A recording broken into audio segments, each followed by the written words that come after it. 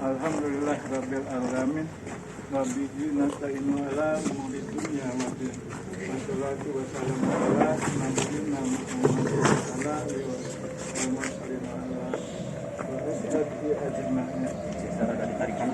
Asyhadu an la ilaha illallah wa asyhadu anna Muhammadan abduhu wa rasuluh. Amma ba'du. Pada waktu ceramah yang pertama pada bagian akhir kami menjelaskan bahwa dalam Islam ada waktu-waktu makbulnya ceramah. Dalam hal ini ada 7 sebetulnya. Dalam hal ini saya makbul waktu sholat. Waktu sholat ada pada saat sujud dan pada saat akhir sholat sebelum salam. Satu hal untuk dalam hal ini yang kami bahas adalah doa di akhir sholat sebelum salam. Nabi Shallallahu Alaihi Wasallam menganjurkan pada sahabat untuk berdoa dan berlindung dari 4 hal sebelum salam. Karena di akhir salat sebelum salam waktunya makbul. Dari Abu Hurairah radhiyallahu anhu, Rasulullah bersabda, apabila di antara kalian telah tasahud akhir, maka berlindunglah kepada Allah dari 4 hal. Rasulullah mengucapkan, Allahumma inni a'udzubika min azabi jahannam wa min azabil qabri wa min fitnatil wa mamati wa min syarri masiihid dajjal. Yang artinya, ya Allah, aku berlindung kepadamu dari siksa jahanam, siksa kubur, dan fitnah kehidupan dan kematian, dan dari keburukan fitnah al-masih al-dajjal. Jadi kapan doa ini dibaca? Karena sebelum salam, nah ini ada pendapat. Jadi waktu sebelum salam, salam itu ada, kita jadi makmum.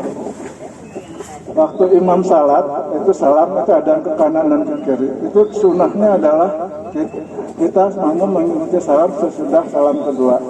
Tapi ada juga yang mengatakan bahwa salam pertama makmum mengikuti imam itu pun sah-sah aja. Tapi sunnahnya adalah sesudah salam kedua. Jadi makmum kalau misalnya imam tidak ada waktu, begitu selesai langsung salam, kita baca aja waktu imam lagi salam. Karena ini doa ini nggak panjang, hanya beberapa detik, jadi begitu makmum selesai salam, kita sudah selesai. Demikian ada dikisahkan dari Imam Nabawi rahimahullah menjelaskan ketika Tawus adalah salah satu tabi'in menanyakan kepada anaknya sudah sholat, ternyata anaknya tidak berdoa dengan doa ini. Ayahnya mengatakan harus mengulang sholatnya ini. Namun jadi seolah-olah doa ini adalah wajib. Namun jumhur ulama mengatakan bahwa ini adalah sunnah. Dan maksud pahala dari doa. Saking itu kalau tabiin saking perlunya doa ini. Adapun mengapa kita harus berlindung dari 4 hal ini? Yang pertama, berlindung dari siksa neraka jahanam. Allahumma inni a'udzubika min azabin jahannam. Neraka jahanam adalah merupakan tempat kembalinya seburuk-buruknya tempat di akhirat. Menurut beberapa hadis, saya singkat aja beberapa hadis, panasnya neraka jahanam 70 kali dari panas api di bumi. Dan dari bagian dari penjelasan lainnya disebutkan orang yang masuk ke neraka jahanam itu badannya dibikin besar, itu dimaksudkan supaya lebih merasakan azabnya. Dikatakan menurut hadis bahwa badannya itu sampai 3 hari perjalanan, saking besarnya. Jadi dapat dibayangkan panasnya 70 kali dari panasnya Itu pun dalam Al-Quran, bahkan dalam surat An-Nisa disebutkan bahwa orang yang kafir terhadap ayat-ayat Allah itu dimasukkan ke neraka, sehingga apabila kulitnya hangus maka kulitnya diganti kembali dengan yang baru, sehingga mereka akan merasakan azabnya Allah begitu pedih. Sungguh Allah Maha Perkasa dan Maha Bijaksana. Satu hal lagi, waktu antara neraka dengan bumi perbandingannya 1:10.000, sehingga kalau 1 hari di bumi itu sama dengan 1000 hari di neraka. Itulah makanya kalau kita pasti takutlah kita juga masuk neraka. Maka Nabi Muhammad menyuruh kita meminta perlindungan dari Allah. Yang kedua adalah berlindung dari azab kubur. Ketika orang meninggal, sementara waktu ia akan menempati alam barzakh atau alam kubur. Tinggal dalam alam kubur bisa lebih lama daripada dia hidup waktu di dunia. Sebagian ulama mengatakan, inilah surat ini yang mengatakan bahwa azab kubur itu memang ada. Begitu dahsyatnya siksa kubur, sampai-sampai Utsman bin Affan ketika melihat pemakaman dia menangis. Sehingga sahabatnya bertanya, kenapa wahai Utsman, ketika engkau dijelaskan masalah neraka dan surga dan neraka tidak menangis? Utsman menjawab, Rasulullah pernah berkata, kuburan adalah rintangan pertama kali akhirat. Siapa yang sekarang berhasil di situ, setelahnya lebih mudah. Siapa yang celaka di situ, maka setelahnya akan lebih susah. Seperti kita ketahui, yang populer siksa kubur adalah badan kita dihimpit sama tanah sehingga tulang-tulang kita patah. Apa yang menyebabkan seseorang hamba diazab dalam kubur? Itu pun ini saya ringkas dari beberapa hadis saja. Yang pertama adalah pendusta. Kedua, orang yang melalaikan sholat, apalagi dia bisa membaca Quran atau apalagi paham Quran tapi melalaikan sholatnya. Yang ketiga, para penzina. 4, orang yang makan harta riba. Yang lainnya adalah perkataan keji, adu domba dan riba. Itu yang akan mendapatkan siksa kubur.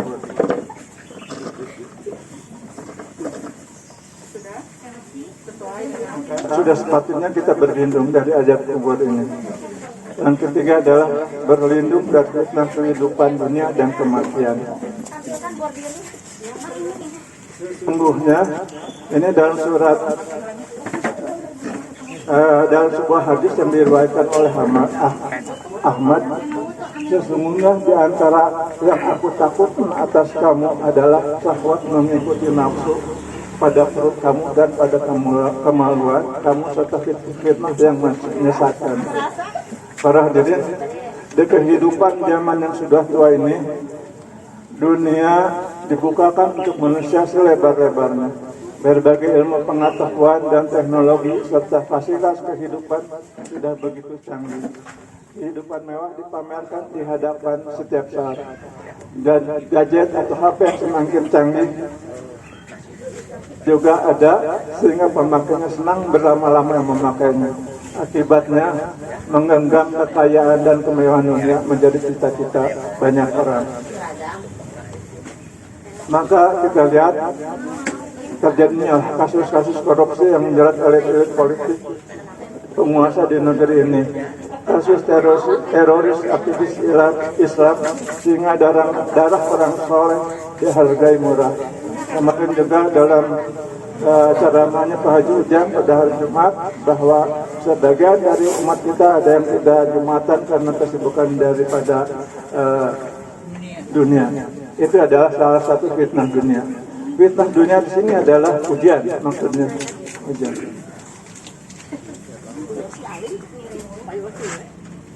Padahal